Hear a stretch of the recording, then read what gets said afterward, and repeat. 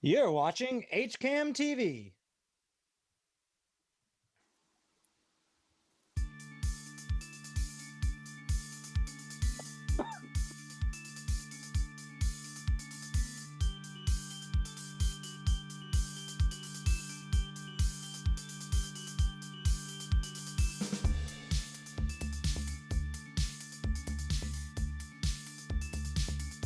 Hello, everybody, and welcome into the Hopkinton Hangout Hour. Tom Nappi here, and today I am going to be joined by, we got Bob Hamilton in on the conversation. We got Kevin Stone from the Metrowest Daily News, and we got Andrew Barron from MyFM 101.3, and we will be talking a whole lot of sports today.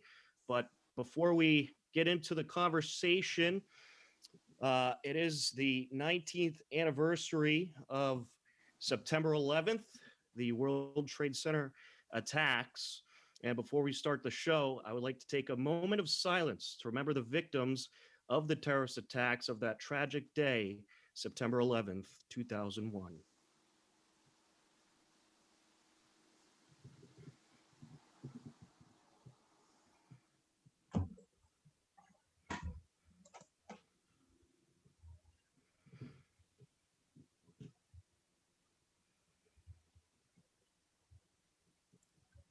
Our thoughts and prayers are with the victims and all who were affected on that tragic day 19 years ago.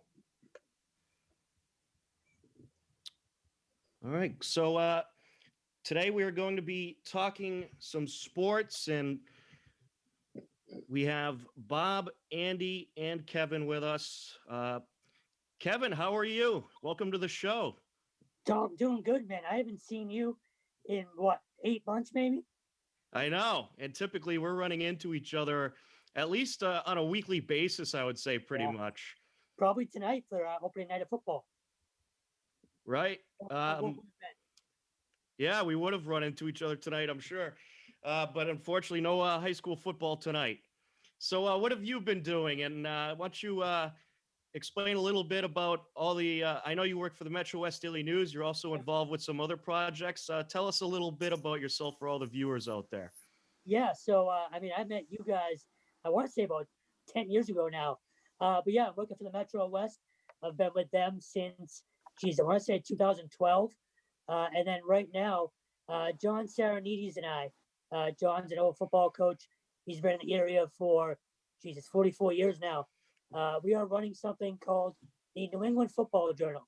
It is nefootballjournal.com. We're trying to cover some high school. Obviously, that's going to be tough this year, but mostly college and some Patriots too. So trying to do the best we can with limited resources, but it's going pretty well right now. That's excellent. You're going to get to go to any the Patriots games since you're covering them this year. Not this year, unfortunately. COVID had a lot to say with who could, get in and who couldn't. So I think it's only about 20 guys that'll be there on game day, when it's usually about, I want to say 100 to 200 in the press box. So not this year, but we will be at BC games. Hopefully all the home games, and again, hopefully some high school coverage at some point this year as well. That's right. And Boston College are in the ACC, so they're planning on playing. So They had to make some adjustments to their schedule. What's the situation there? Are they going to be allowed to have fans over at BC? so no fans as of right now, at least the first two home games. I actually just got approved for credentials, and it's pretty crazy. We'll be doing temperature checks when we get there. We'll be filling out surveys throughout the week, leading into game week. You have to apply every week for a credential now, so it's going to be airtight over there, and I assume it'll be like that for most of the country as well. Right. And I'm sure that's pretty much how the situation is everywhere. Just different circumstances. And it was certainly different watching that opening game last night with 22% capacity for It sure. was wild. And we'll get into that in just a bit, but I do want to start off with some high school sports. So we know a little bit more about the Tri Valley League plan, and there's a great article on the Metro West Daily News from Tommy Castle talking about that. Um, pretty much the 12 teams in the TVL are going to be divided into two pods. In one pod, you have Ashland, Bellingham, Holliston, Hopkinton, Medway, and Norton. In the other pod are Dedham, Dover Sherborne, Millis, Medfield, and Norwood. So, as in Hopkinton's case, they will just play those 5 opponents, at least for the fall season. I actually, do you know if these pods are going to last all year, or is it just for the fall season? So as far as I know, it's just for the fall. But I mean, I wouldn't be surprised if it works out well. You might as well extend it because I mean, you have no idea what it's going to look like, in March and stuff like that. So I wouldn't be surprised if they kept it. And I do want to mention we are live on YouTube and Facebook. And if anybody out there has a question for us, feel free to send it in the live stream chat room. So in Hopkinton's case, their 5 opponents will be Ashland, Bellingham, Holliston, Medway, and Norton. And of course, the fall sports that are going on, you got cross country. You also have soccer, boys and girls, and you have field hockey.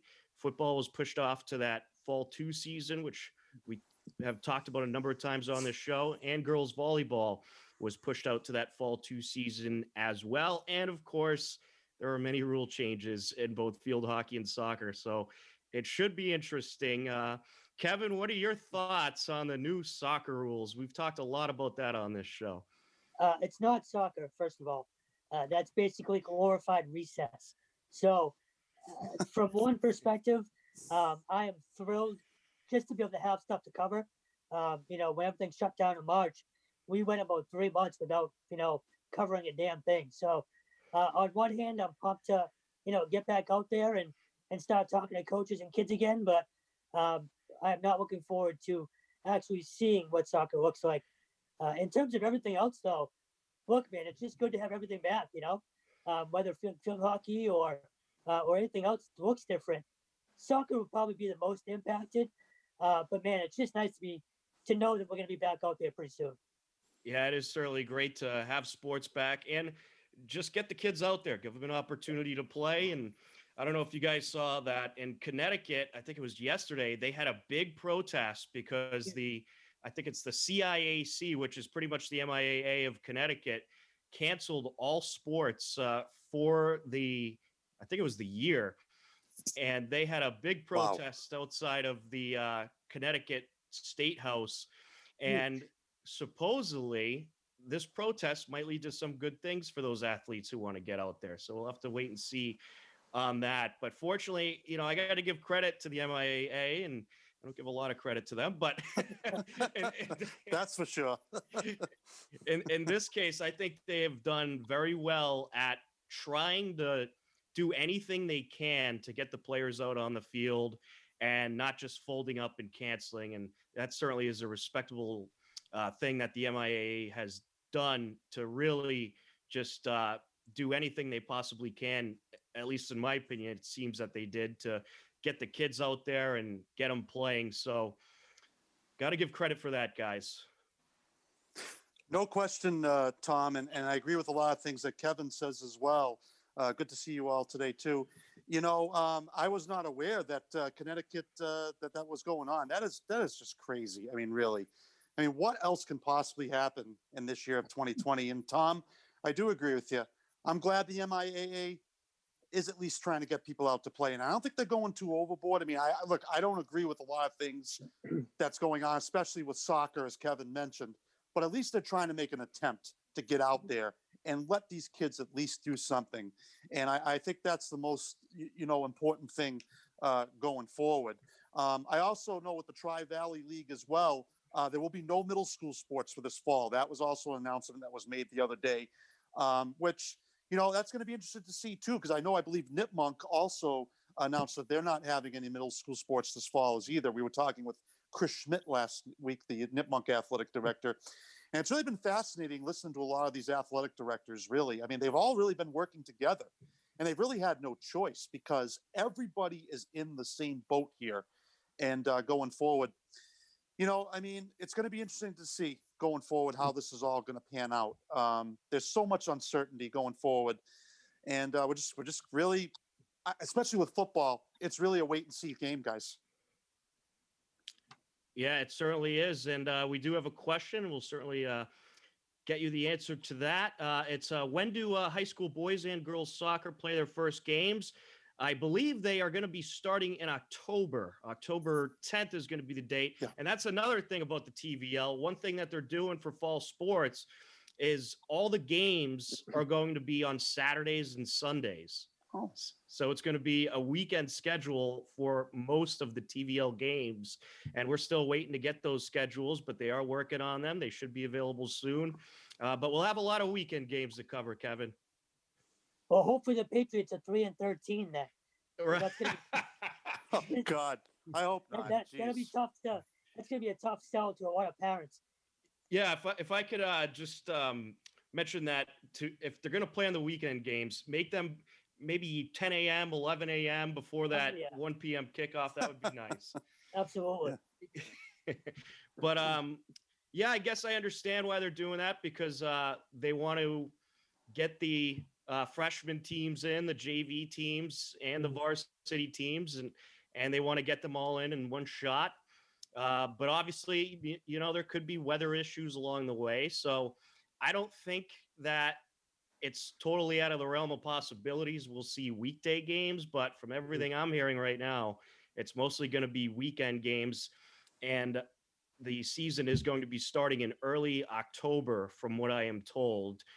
And we will certainly post all the Hopkinton Hillers schedules to our website as well to keep those out there informed of what's going on. And of course, you could expect a whole lot of game coverage on HCAM as well for your Hopkinton Hillers. But it's a different situation for everybody. But I guess in the end, it's nice to get the kids out there and nice to be back into sports.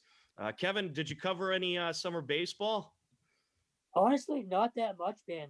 I think I did, maybe 5 games total.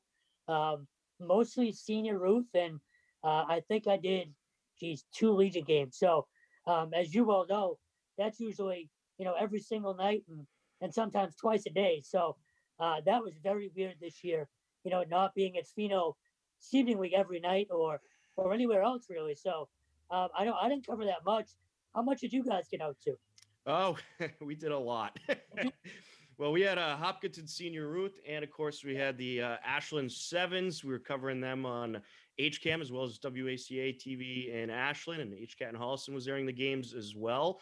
At the Ashland Sevens are typically Ashland Post 77, but this year they were an independent team playing in the Massachusetts Independent Baseball League, and it was the first summer that we've had to cover 2 baseball teams at once. So there was a lot of games, and both teams won championships, so that was great too.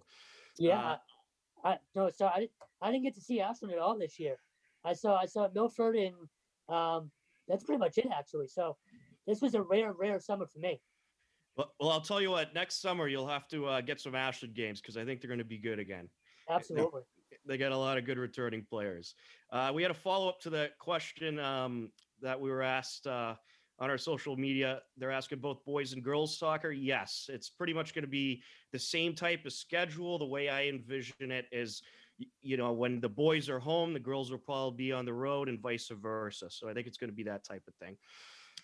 So we will certainly get those schedules out there for all the teams that are playing in the fall for the Hopkinton Hillers on our website, hcam.tv. And of course, you can find a bunch of information about other local teams as well on the Metrowest Daily News. They do some great work over there. So I wanted to get into those 2 quick high school notes. I think it's important to get that information out there. A lot of changes, a lot of quick moving things, and certainly a lot of fans, players, and parents that are very curious about what the situation will be this fall. So we'll certainly keep you updated with that. But we have our first NFL Football Sunday coming up. So we're going to talk a whole lot about that. We'll go through the games. We'll break down the games. But I do want to mention this is the first year since 1995 that the NFL season is starting without Adam Vinatieri on a roster. Wow. That is unbelievable. I was I think a sophomore in high school. That shows you how old I am. I was 7. Oh my goodness. You can't, so he's not playing anywhere. So nobody picked him up. He's not. I don't think he retired. No, I don't think he did either. No. Yeah. but I think Wow. he's a free agent. Yeah, no one picked him up. I was How about we so bring him back here? Yeah. Bring him back here. Oh, right. pretty cool story. That Well, was you it. know what? They did just cut both their kickers, didn't they? Bring him back here. What do you have to lose? It's not out of the Yeah, realm. Do they have a kicker right now? So they'll have No, one by Sunday. It's just a matter of which one. Can you imagine if it's Adam Vinatieri? I would be like, I love this. Seriously, guys. Oh, He he's is one of the greatest players I've ever seen. Really. I mean, who will ever forget the Snow Bowl game? Kicking in a blizzard, practically. 2 Super Bowl games. He's won, Oop, what, I think, 5 we Super might have. Bowls? Or is it me? What? Is it me? Sorry. Tom can't hear you. I think he's fading away over there. It looks like he's frozen somewhere. But I think you're right, Andrew. He's been there. Yeah. Vinatieri's been a staple in the NFL for years. He's certainly, Outside Difficult of- to see. And the kickers don't go bad. No, that's true, Bob. And the other thing, too, is outside of Tom Brady, the other guy I think of with the Patriots is Adam Vinatieri. Really. Yeah. And Bill Belichick, of course. But Adam Vinatieri is right there. He's right there. without the snow kick against the Raiders, without the kick against the Rams, and without the kick against the Panthers, you don't have 2 Super Bowls, perhaps. Adam Vinatieri, an absolute legend, certainly my favorite kicker of all time as a fan. And I was devastated when they let him go and he signed with the Colts. I thought that he was worth the money. And there's not a lot of kickers I'd spend a lot of money on, but Adam Vinatieri was certainly one of those kickers I'd spend some money on. But who knows? You could see him back in a Patriots uniform. Oh, that would be awesome. Really. What is he, like 50 years old? It's like, it's unbelievable what this guy has done. Really. Don't count anything that Bill Belichick will do. I'm not saying it's going to happen, but it would not shock me one bit if they did sign him. Right. Yeah, it wouldn't shock me either. So I'm looking at the Patriots kicking situation right now. And of course, they had the draft pick, Justin Rohrwasser, and they waived him on September 5th, but then signed him to the practice squad on September 6th. So I'm guessing that was a contract negotiation thing. And they also waived Nick Folk, but signed him to the practice squad as well. So I'm guessing it was probably a contract thing, why they waived these 2 guys and then re-signed them again. Kevin, do you know anything about that? See, my guess is probably just pushing them both. You don't need to name a kicker until technically Sunday. So why name a kicker if they're both sucky in camp? Keep pushing them throughout this week and then name one on Sunday. So that's my guess as to what that was. Kevin, that's a great point. Listen, I actually thought Nick Folk did a nice job for this team last year. Yeah. I didn't think he was that bad. Look, the guy had an appendicitis and they cut him, which was just That was That harsh. that was horrible. Almost like when they cut Tyquan Underwood the night before the Super Bowl. Oh, yeah. If you remember that, but no, I mean, yeah, Kevin's probably right. You don't really have to name anyone until Sunday, but yeah, I guess we'll.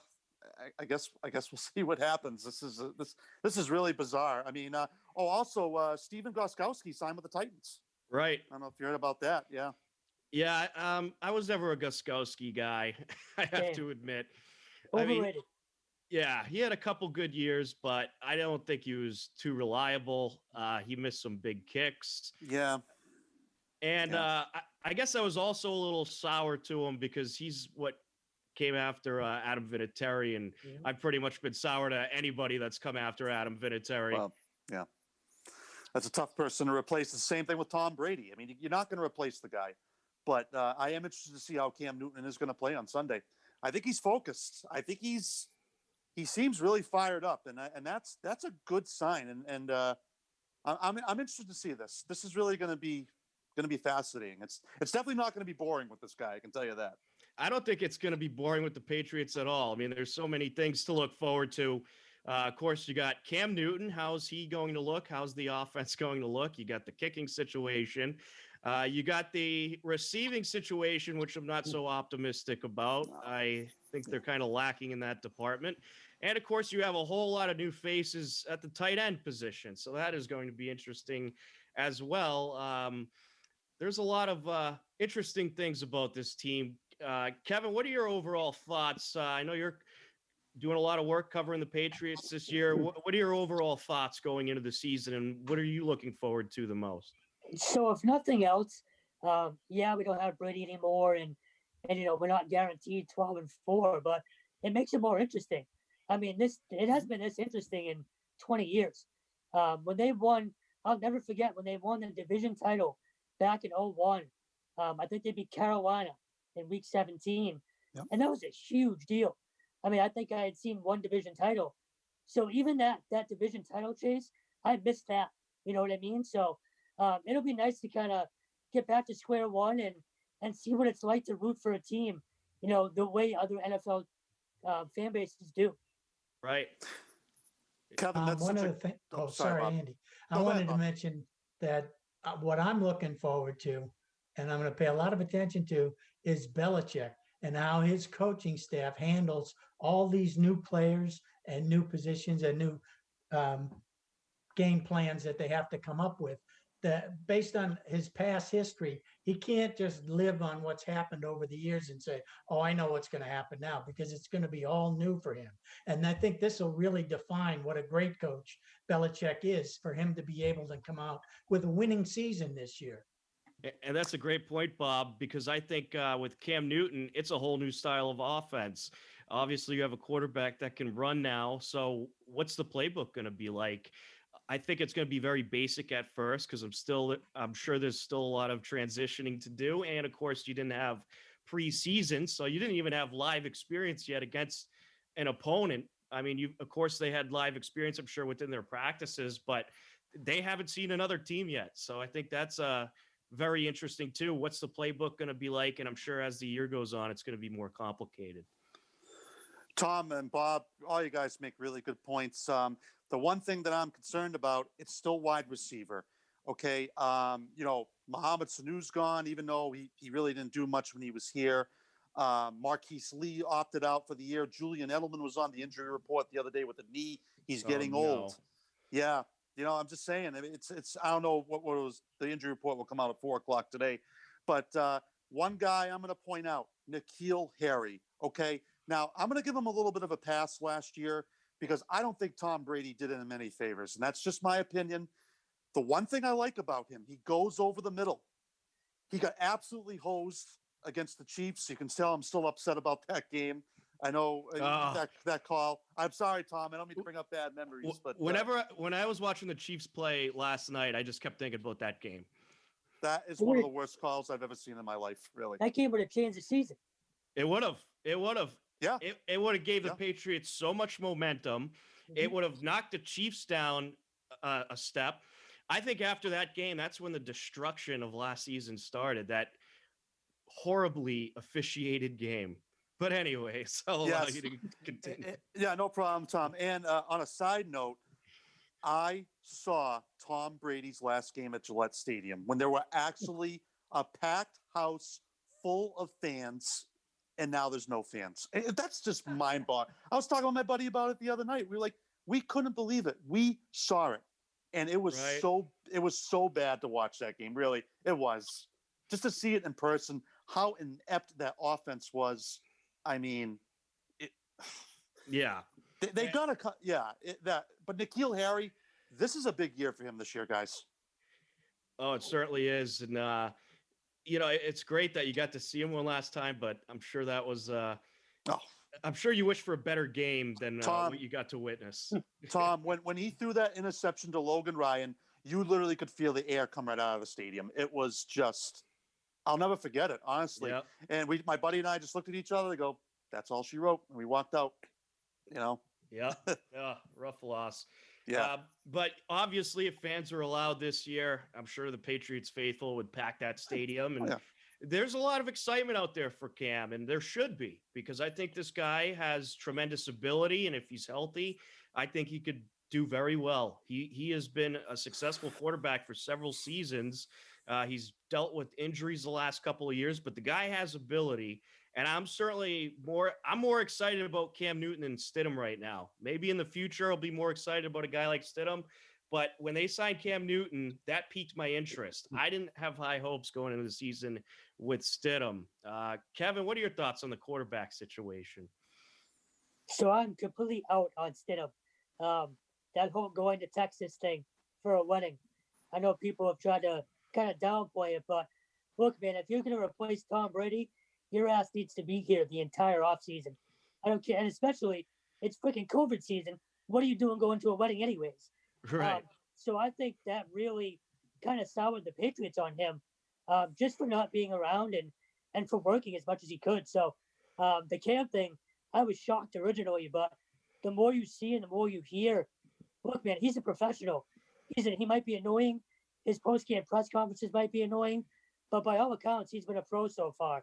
Now we'll see when they start losing, how that lasts. But yeah, man, like you said, that piqued a lot of people's interest, and I think this team really was kind of struggling early, March and April, to have that interest. So it'll be interesting to see, the ratings this weekend too, the Patriots and Bucks, what does better? Because I actually wouldn't be surprised if Brady and the Bucks beat out the Patriots, especially if they have a bad first half. Right. I think when you're talking about the Patriots Bucks situation, it's kind of a matchup between Belichick and Brady because they're both working without each other for the first time. And I'm sure there's two big egos there. And you know that Belichick would love to win a Super Bowl and have more success than Brady does over in Tampa Bay because we now know that for the last 2 years, they don't really like each other. They had a lot of issues with each other. I'm sure all will be forgiven and forgotten as time goes on, but I think Belichick is certainly going to be concentrating on what Brady's doing over in Tampa. Brady probably the same with Belichick, and I think there's an ego thing there. I think both of them would love to prove that they could do it without the other. Why do you think Tampa Bay signed Leonard Fournette? Because Tom Brady told him to, because the Patriots were probably going to try and get him. He's running that team down there. But let nobody kid yourself. Bruce Arians is not running that team. Okay? Tom Brady and Rob Gronkowski are running the Tampa Bay Buccaneers. All right? The other No, go ahead. The interesting part too is I think the NFL set it up this year where the Patriots are only playing one game head to head against Tampa Bay. So they want people watching Tampa Bay too. So that's very interesting to see as well. And that's smart. That is smart. I don't blame them at all. They should do that because I love it. And they should have every Tampa Bay game on in the New England market whenever they possibly can, because people will tune in. People still want to watch Brady and Gronk. There's some people around here that are now Tampa Bay Buccaneers fans because they fell in love with Brady more than the team itself. So you'll get those ratings if you put those Tampa Bay games on here in the New England area. Yep, it's on. It's pretty much the whole country is going to see the 4:25 Saints Buccaneers game, on Fox this week. And hey, I'll admit it, I drafted Tom Brady on my fantasy team, so we'll see how it. I have we'll see how. Yeah. Yeah, See how but it that goes. leads me to ask the question about how long is it going to take the fans? How long will they put up with Cam Newton if this team is a losing team? How long before they start saying, what happened? We had Brady and we lost him. Now we got Cam Newton. Who's going to get the blame? It's unfortunate, but usually it's the quarterback. And that's go ahead, Kevin. Sorry, go ahead. I was going to say, to be honest, even if they're winning, I think you'll still get that from some people just because of the Tom Brady loyalty. You know what I mean? So I think you're going to have that all year, no matter what. And that's a good point Bob brings up, because that's crossed my mind too, is how long will people put up with Cam Newton? Well, obviously it'll be a lot longer if he's having success, if the team's doing well and they're winning games. But if they start off 0-4, they'll lose interest quite fast. Or even 1-3, they'll probably lose a lot of interest quite fast. And you might end up seeing Tampa Bay games get higher ratings than Patriots games. Yeah, the other thing too, guys, is you look at the Patriots' first 4 games. One thing they have going for them, it's with at least the first 3 games. That second game, when you go to Seattle, no fans. That benefits the Patriots. It certainly does. Yes, because you're in a neutral site. It's almost like a neutral site. That's why this game Sunday with Miami, same thing. It could benefit the Dolphins because of course the fans are going to matter, absolutely, and it's going to be interesting to see what they're going to be able to do. But in my opinion, I really think this first game you're going to see an old school AFC East type of game, kind of like it was what Kevin brought up. When the Patriots won that first division title in 01, I think it's going to be very similar. I think you're going to be seeing special teams, a lot of running plays. Don't be shocked if this is like a 16-13 game. Oh, that won't surprise me. And I think Miami has some pretty good talent too. And we'll take a better look at that matchup coming up. Mhm. But we're gonna kind of go through the Sunday schedule for Week 1 of the season, and we'll talk a bit about these matchups. Of course, we'll spend more time on certain matchups, but let's talk about yesterday's game to start things off. The Chiefs defeated the Texans to open up the season on Thursday Night Football. They revealed their Super Bowl banner. They had the trophy in the stadium in front of a 22% capacity filled stadium. It was about 17,000 fans. And the Chiefs ended up getting the 34-20 win. They pretty much dominated all game long. Houston could not get really anything going until the fourth quarter. But it was certainly a different situation to see a team that just won the Super Bowl getting the Lombardi Trophy and, of course, revealing that banner, having the ceremony, and there wasn't a whole lot of crowd noise. It was an eerie feeling, guys. Yeah, it certainly was, Tom. And here's the other thing I want to bring up, too. Do you think the Chiefs allowed fans just for this game because it was their ceremony, because they were raising the banner, and then they're going to turn around the next game and be like, oh, sorry, we're not going to have any more? You know what I mean? Like, I don't know if that's weird to think like that, but it just is weird. And honestly, here's the other thing. Chiefs are head and shoulders above the Texans. How much longer is Bill O'Brien going to be coaching there? Really? Because that team is not good. They're not. It's all Deshaun Watson, and they got rid of DeAndre Hopkins. I mean, really? Well, what are you doing? well, they did. They got David Johnson in return He's good for back. that. Yeah, So yeah, but Yeah. I mean, they don't have a bad roster, Houston. They have a few good receiving threats, and I'll pull that up and kind of go through them. But yeah, coaching is certainly an issue there because they've had a lot of talent for years now, and they haven't been able to do much. But as far as your fan question regarding the Chiefs, I think pretty much NFL teams are going to allow the fans in as much as their state government will let them. Every state has different regulations as far as games and events like this. And some states, they're allowing 20% capacity. I've heard there's states allowing 40% capacity.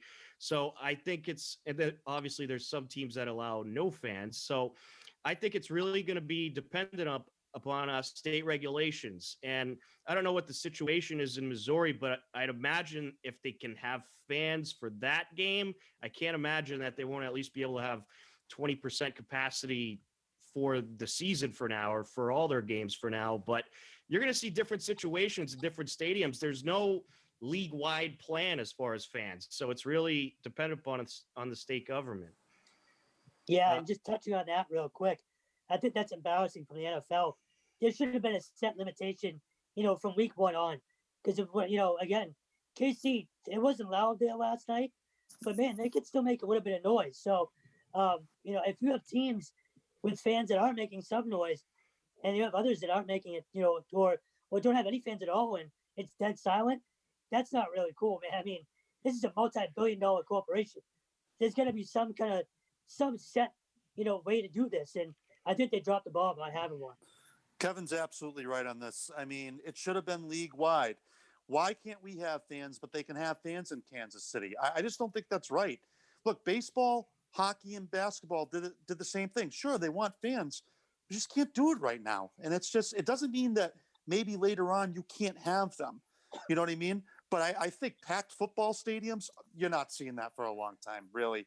And it's going to be really interesting to see how this does go moving forward. But it absolutely should have been league wide. I think that's a disadvantage to a lot of teams because you got right now Las Vegas, Washington, Philadelphia, New York, Los Angeles. I don't think they're having any fans for the whole year. So, I mean, they're going to have to revisit this. They're not going to have a choice. And from everything I've heard, though, Bob Kraft was fighting hard to get 20% capacity, I believe. and who knows what went on behind the scenes? Maybe the NFL was trying to get a league-wide plan, but they ran into the problem of not every city allowing fans. If it was up to me, I don't see any problem with filling a big, huge stadium with 20% capacity. You're separating the groups of people. It's like what they did with a lot of the college games. You could have a group of up to 6 people, and then they take the next group and they put them a row behind, a few seats over, and you're pretty separated from everybody. If you looked around last night, all those fans were pretty staggered all over the place. So, Yeah. I don't see an issue with having a certain amount of fans in. Do I think you should be full capacity? No, not right now. But 20-30% in a big, huge football stadium where you could properly social distance people, I don't have a problem with it. But, it's a town government issue, I think. And I think there's, in Massachusetts right now, they're not allowing events over 50, I believe. So Right. Yeah. I think that's the issue there. And that's why they couldn't make a league-wide plan. But at the same time, if a certain state's going to allow some fans, why would the NFL say no and, cut their pay even more or cut their income even more? So it's up to the states, really. And I guess the NFL just said, hey, you know what? We can't make a league-wide plan because the states aren't going to let us. So this is how we'll do it. We'll just leave it up to what the state wants to do. And we may find out in the next few days as a result of last night's game that, hey, it's no problem. You can have them come in, or somebody's going to say, oh, that's it. We got to stop it. Nobody gets fans in. Right. Well, hopefully that doesn't happen because that would not be good. But if you looked at that crowd last night, they're all separated and you're outside. The ventilation's great. I was covering baseball all summer, and there was times where there was some groups of fans probably too close to each other, but for the most part, everybody was wearing their mask, properly social distancing. And I'm sure, if you're going to a football game, they have some nice NFL masks you can buy, or some nice Patriots masks, or whatever the case. But these stadiums are huge. It's not like it's a small room. So, I guess if it comes into a situation where it's like, oh, look, all these games are spreading the virus, then obviously you got to look at that. But I just can't imagine that's going to happen in a big, huge NFL stadium or a big, huge college stadium. But what about the domes, like in Minnesota, just places like that? I don't know if they have a retractable roof, but that could be an issue. Or New Orleans, or Indianapolis. Right. I think they have a retractable roof. I believe Dallas is allowing some fans. But one question I want to pose to all of you is, and again, it's just a hypothetical question, but will the Super Bowl even have any fans this year? Well, I think that's too far away to tell. Yeah. That's February. So I think they're going to play it in a place that can have some fans for sure. So it's in Tampa Bay, right? Yes. So yeah, still have fans. Yes. I was just going to say, that state, I wouldn't be surprised if there's 80,000. It could be, yeah. Just the state of Florida doesn't care. So, no, they really don't. So I wouldn't be stunned, but that's good. I hadn't even thought of that. That's a good point. Those dome cities, especially a place like New Orleans, where their home field is everything. So that's interesting. I hadn't even thought of that. And how about this too? Buffalo playing the Jets on Sunday. No fans in Buffalo. I've been to games in Buffalo. That's their life, guys. That's like Kevin mentioned. They live and die for that team. That is going to be almost unthinkable. My brother-in-law lives in Wisconsin, Green Bay. No fans at Lambeau Field. It's almost like, wow. Who would have ever thought, really? That is an unreal situation. Those fans are very lively fans too, and I wonder if they're still going to try to tailgate over there because they are a bit crazy. So they probably will. Well, did you see that they had to warn people not to go to Gillette this weekend for tailgating? Not to tailgate? They had to warn people not to go to Gillette and tailgate this weekend. Oh, wow, yeah. It wouldn't surprise me if someone tries it, but I wouldn't. There'll probably be cops all over the place. Well, the thing is, they're still going to have the Patriot Place. That's all still going to be open. Right. So those parking lots are still open. So you got to think there's going to be some booze bags trying to tailgate down there somehow. So if Patriot Place is still open, I Yeah. wonder if that little walkway going right by the stadium's open, and you could just sit Right. there with some binoculars and get a nice view of the game. Might have to try that. But I I'd got my be more brother- interested, Andy, if I've seen the games played in Green Bay and the games played in Buffalo. If COVID can survive that weather, I don't know why they don't let fans in there. That's ridiculous. That's got to kill anything. Those fans Oh. are nuts. Oh, Bob, really, it's unbelievable. I've seen it. The parking lots in like Buffalo open at like 4 a.m. It's unreal, really. And that's usually the temperature, about 4. Right. Yeah, yeah. Yeah. Yeah. Does the extreme cold kill the virus? So we'll have to look into that. Well, there's a lot of other medication being taken at those events as well. Then. Social medication. I think you'll see a lot of you'll probably see a lot of fan bases like that probably end up in big gatherings anyway, tailgating somewhere, because that's like their tradition up there. Another city too, Denver. My sister-in-law lives out there. Broncos fans, same thing. They're like threatening to show up at the stadium for the Monday night game with Tennessee. I mean, this stuff's gonna get really interesting, guys. Really, telling you. Well, Yeah, up in it's- Green Bay, for example, the fans own that. So Right? I Yep. gotta tell them that's my team. That's true. That's That's true. so true, Bob. Yeah. We own the stadium. You can't tell us not to come here. This is my house. There might be protests about that. We'll have to see. Oh yeah, yeah. All right, let's run through these matchups we got this Sunday. We got Jacksonville and Indianapolis. Jacksonville is 7.5-point favorites. I think this is going to be an interesting matchup. I don't have a lot of faith in the Colts. I guess if I'm picking this one, I'm picking Jacksonville. Any thoughts on this matchup? And we'll just go around the table with picks. Have some fun here. Andy, what do you think? Jacksonville, Indianapolis.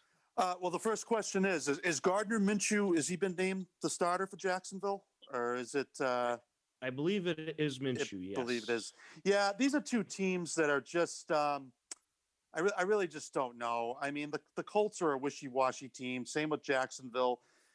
Yeah, it's going to be interesting. I mean, I'm going to take the Colts just because they're at home. I think they'll win 20-17.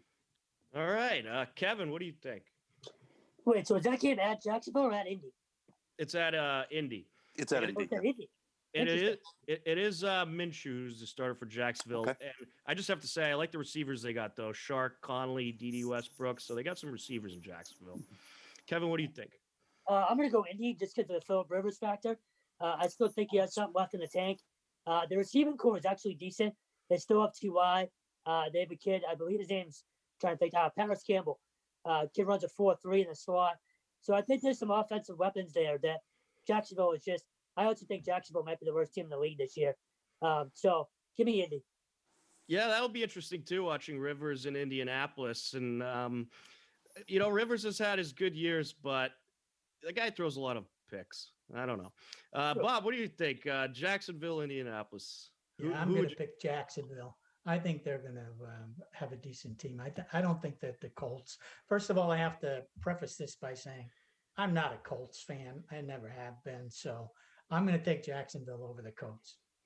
All right, there you have it. So 2 for Jacksonville, 2 for Indy. All right, next matchup: Seattle Seahawks, Atlanta Falcons.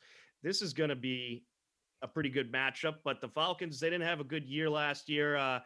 The Seahawks, they had a rough defense, but you can never underestimate Russell Wilson. And I think Seattle's going to be bigger and stronger than last year, and they upgraded that defense a little bit. I'll go Seahawks, and this game is in Atlanta. Andy, what do you think? Well, I'm going to go on a limb here. I think the Falcons actually finished up the season pretty well last year. They had a big win at San Francisco towards the end of the season. And the Seahawks have trouble going from west to east. When you look at this is a 1:00 start. Now, there are no fans in Atlanta, so it is a neutral site. I like the Falcons in this game. I think they're going to pull an upset, 27-24. All right, there you have it. Kevin, what about you? I actually agree in two things. One, they have Todd Gurley, who I feel like people are forgetting about. If that Atlanta team has a running back, they're still pretty good offensively. And again, the whole Seattle going west thing, going east. But the other thing too is the Patriots go to Seattle next week for 8:20 Sunday night kickoff. So I would not be surprised if Seattle is already looking ahead just a little bit, even though it's opening day. Yeah, that's a good point too. But this Atlanta team, obviously, as you mentioned, Andy, they had some good wins towards the end of the year last year. They had all kinds of injuries during the year, and Matt Ryan struggled, but they got better towards the end of the season. I don't have high hopes for them, though. I think they just seem to choke most of the season away. Bob, what do you think? Seattle and Atlanta. Yeah, I think it's Seattle. I like Russell Wilson in this game. I think he's going to do. I think he's going to have high numbers. I don't think Atlanta can stop him. Yeah, Russell Wilson, he's just incredible. And even on a year where the Seahawks had no defense, their defense was so bad last year. It was really Russell Wilson that kept that team alive. And when you have that quarterback, anything's possible. But I think that will probably be a pretty high scoring game. I think it should be a good battle between Seattle and Atlanta. All right. The Cleveland Browns and the Baltimore Ravens. I got no faith at all in the Browns. I'm just gonna go Baltimore here. Andy, what do you think? Oh yeah, God. I mean, how can you have faith in the Browns? I mean, and is this game in Cleveland or is it in Baltimore? It is in Baltimore, That's which in I Baltimore. believe they can have some fans there. Yeah, I think they have about maybe 20% going in there, or give or take there. Yeah, but Baltimore's a better team. I think they win this going away. Kevin? Yeah, I mean, what's there to say? Give me Baltimore. Yeah, I Bob? agree, Kevin. I can't see Baltimore. They can run in their second string and still beat. So it's not going to be a big deal. I think. Although, Ravens real quick, I at will home. say, sorry, Go ahead. I was just saying, I will say, I do think Baltimore takes a step back this year. They overachieved last year, so I wouldn't be Absolutely. surprised Yeah. if they're not as good. I'm thinking like 10-6. But in terms of this game, there's no way they're losing. Right. That's why I say they don't have to be as good as they were last year to beat them. Right. So it's Right. not worth it. Well, you never know. Baker Mayfield could have a gem. We'll have to see, but I don't have high hopes for that. And then, of course, you got some good receivers there with Odell Beckham and Jarvis Landry in Cleveland, but they're both kind of head cases. So Too bad Freddie Kitchens isn't there anymore either. right. Oh God. So the game that we mentioned earlier, Jets, Bills at Bills Stadium, no fans. And they're usually a very loud stadium with a very enthusiastic group of fans. But I like the Bills roster more than the Jets. I'm going to go Buffalo here. Andy, what do you think? Well, after what I saw last year, what Josh Allen did against the Houston Texans, I have no faith in this guy. Jets are going to pull an upset in this game. This is a divisional game. I don't like Adam Gase either as a coach, but I like the Jets in this game. I just think the Bills are getting a little too much credit. It's going to be a field goal game. Jets are going to pull an upset. Well, I don't know. Wait till you see that Allen Diggs combination. Kevin, what do you think? Yeah. No, go ahead, finish up. No, I'm good. I'm good. No, so I actually agree. I like the Jets here. People are hyping up Buffalo way too much. And you got to think, again, you mentioned it. Buffalo is a tough place to play. If that place is dead quiet, the Jets are, they have no problems, really. Right. He said field goal game. I agree. I'm thinking like 9-6 tops. Wow. Yeah. I'll be surprised if it's a game like that. Maybe if it was one of those Snow Bowl games in Buffalo that they seem to have once a year. Bob, what do you think? Buffalo and the Jets? Yeah, I think Buffalo's playing at home. I think they're going to have the advantage, even though they don't have any fans. They don't have to travel. It's in their backyard. They got their home cooking. So I don't think it's going to be that close. I think the Jets are going to struggle in the first half. Absolutely. What's really interesting so far, me and Bob are agreeing with each other across the board, and Andy and Kevin, we have a lot of differences. So it's pretty much me and Bob versus Andy and Kevin. That's okay. It's okay. It's good. It's good. That makes, It is. That makes I like good it. radio. Yeah, Absolutely. Absolutely. And then, when me and Bob are right, we could brag a lot. No, we would never do that. No, we would never do that. That's not. No. Now, this is a really interesting matchup. The Las Vegas Raiders and the Carolina Panthers. The game is at the home of the Panthers. I believe they can have some fans there. Of course, Teddy Bridgewater getting the start as the Panthers quarterback. I think he still has something left in the tank. I think the Raiders have they look pretty good on paper, but I just don't think they're well coached. I'll go Carolina in this one. Andy, what do you think? Yeah, I agree. And again, another team going from west to east, and I think Christian McCaffrey is the best running back in the NFL. This guy is unbelievable, really. Teddy Bridgewater, I agree. I think Carolina's defense is still good. I like the Panthers in this game. All right, Kevin. Yeah, same. And Matt Rule, especially, him now as a head coach with McCaffrey at his disposal, how much more creative are they going to be? Even more so than they were last year. So that offense is going to be fun to watch all year.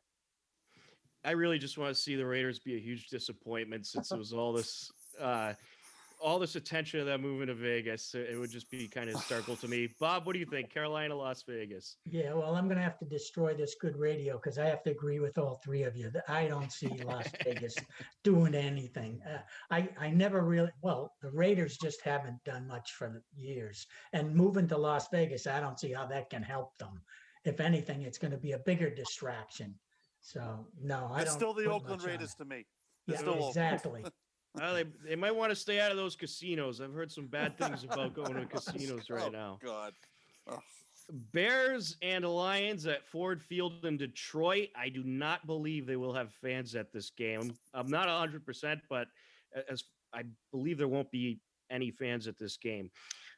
So it's even matchup across the board. Of course, it's Mitch Trubisky, who is the starting quarterback for Chicago. The funny thing is, I'm looking at Chicago's roster, and it says Nick Foles is the backup quarterback. I don't know. Maybe they should go with Foles. But anyways, so the Lions, they're led by Matthew Stafford. I have no faith at all in Trubisky. I'll go Lions. Andy, what do you think? You know what, guys? Matt Patricia's on the hot seat this year because first of all, the press can't stand the guy in Detroit. They're trying to run him out of town. This is going to be one of these type of games where how do you have any faith in Mitch Trubisky, honestly? That the Bears just can't seem to get their quarterback situation handled. But I'm going to go with the Lions. Even though there won't be any fans in Detroit, I think they'll pull this one out. All right, Kevin? Same, actually. And what's funny is the Bears defense should absolutely smoke that Detroit offense. But you all brought up Trubisky. That you can't bet on him. You just can't. And the worst part about it is he beat out Nick Foles, who beat the Patriots in a Super Bowl. So that makes it even worse. So no, yeah, give me Detroit all day. Yeah, I gotta agree. That Chicago defense is good, but Trubisky, oof. Bob, what do you think? Well, I'm going to have to go with the Lions, even though my brother is going to be adamant about the Bears beating them. They got to beat somebody, but I don't think it's going to be the Lions this year. I just think the Bears just can't do it. They can't get out of their own way. All right, moving on. Packers, Vikings. This is a good one, and this is a huge one. This could obviously came down to the Packers, Vikings for this division last year. It's in Minneapolis. I am not sure about the fan situation. I'll just pretend they can go 20% capacity, but I don't really know. This is a tough pick. I'll go Packers. I think Aaron Rodgers will get things started off on the right foot. I think the Vikings defense is really good, and I think this is going to be a great game. Andy, what do you think? Yeah, I have to agree. I think Aaron Rodgers, now that he's got some competition in Green Bay, I think he's going to be fired up for this one. He always seems to play well against the Vikings, even though it's in a dome too. The Vikings are going through some changes right now. I'm going to take the Packers in this game. And that's a good point. Jordan Love right on the heels of Aaron Rodgers, so he better play good or he could lose his job. Aaron Rodgers' job is on the line this year with Green Bay drafted in the first round of quarterback. Kevin, what do you think? Yeah, I'm going to go Green Bay here only because even if there is, a little bit of capacity, Aaron Rodgers being able to, make checks at the line and not have to deal with any noise, he's Mr. Improv. So you got to give him the advantage in a quiet stadium too. And part of me is also hoping that A.J. Dillon, the old BC back, ends up getting a few touchdowns for Green Bay this year. So give me the Pack. I do have him on my fantasy team, A.J. So Dillon. do I. Bob, what do you think? Green Bay or the Vikings? Yeah, I'm on board with Aaron Rodgers and the Green Bay Packers. I do know that Vikings have a good defense and they can put up a good fight, but I think Aaron's going to find a way to beat them. I think this will certainly be one of the closer games of the week. All right, so we only got 6 minutes left. We want to get through these matchups. Miami and New England. I'm gonna go with Cam. Him and Belichick, they're having some good chemistry. Cam, I think, wants to prove himself. I think it's going to be a good game, but I think Cam is going to get started off on the right foot. Andy, what do you think? Yeah, and I think the Patriots are going to be a little ticked off after the way Miami won last year. And don't forget, there's a lot of former Patriot players that went over to this team, to the Dolphins for this year. I like the Patriots. I think they're going to win ugly, and I think they're going to sneak out a win this week. Kevin? Yeah, same. Again, you mentioned the guys that went over there. Kyle Van Noy wouldn't shut up last year. So I'm sure a few guys in that locker room who probably couldn't stand him want to give him a little piece this week. So I think it's going to be ugly as well. I think like 17-14 ish, something like that. But yeah, I like the Pats too. All right, Bob? Yeah, but as everybody knows, the Dolphins have been spoilers to the Patriots for years. Every time we thought, oh, this is going to be a walkover, the Dolphins come in and do it somehow. Now I'm going to go with the Patriots this week, but I'm not going to say that it's going to be a runaway. It's going to be close the whole way. It's not Brady this year, though. Brady's had issues with Miami, but maybe Cam won't. Yeah. Yeah. Eagles? Brady only had issues with Miami because the rest of the team didn't. Yeah, right. I'm not going to blame Brady for losing those games. No, I'm kidding. He had a lot of good stats in some of those games, too. That's right. Eagles and the Washington football team. Considering I went with the Eagles in a survivor pool, I'll go with the Eagles here. Andy, what do you think? Oh, my goodness. The Washington football team, they are in complete shambles right now. No, they have no shot in this game. Philadelphia is going to roll. Kevin? Yeah, same. We didn't have to waste any time. All right, Bob.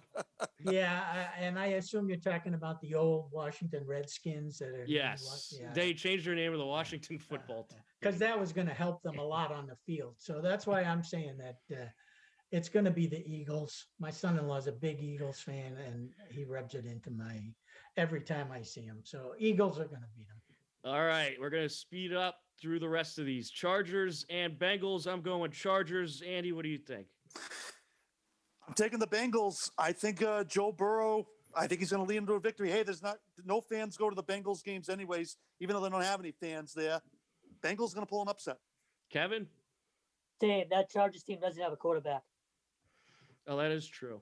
But the Bengals are the Bengals. Bob, what do you think? Yeah, I'm picking the Bengals. All right. Well, they got Tyrod Taylor. I mean, come on now. They don't have a quarterback. Buccaneers Saints, Brady versus Breeze. I'm going Brady. He's going to get started off on the right foot. Andy? I've been saying this for the last 3 months.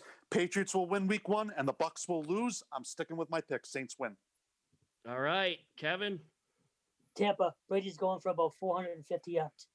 I love it. Bob? Yeah, I think Tampa starts a new dynasty down there this week. All right. Should be interesting. Cardinals, 49ers, Jimmy G. Andy? Not after what I saw in the Super Bowl last year with Kyle Shanahan and Jimmy Garoppolo. I like Kyler Murray. They've made a lot of good picks. I like the Cardinals in an upset. All right, Kevin? I actually agree. I love Kyler Murray this year. I think he's an MVP candidate. Yeah, he is good. And that's going to be a good game, but I think Jimmy G will be right back where he was in his prime last year. Bob, what do you think? 49ers, Arizona?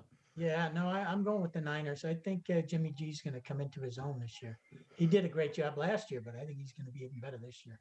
Oh, and there'll be no fans at that game. That's in California. Also, a game with no fans at. Cowboys and Rams. This is the last Sunday game. We'll end here. I'm going Cowboys. Yeah, I'll take Dallas in this game. All right, we got to go real quick. Kevin? Dallas, they're in the Super Bowl this year. All right, Bob? Dallas, yeah. All right, there you have it. Our picks for week 1. It should be a lot of fun. We are certainly looking forward to it, but we are out of time. For Kevin and Andy, thanks for joining us, guys. And Bob, I'm Tom Nappi. Thanks for watching the Hopkinton Hangout Hour. We will catch you Monday at 2 o'clock. Hopkinton Town Meeting tomorrow at 9:30 a.m. at the high school parking lot. Thanks for tuning in, everybody.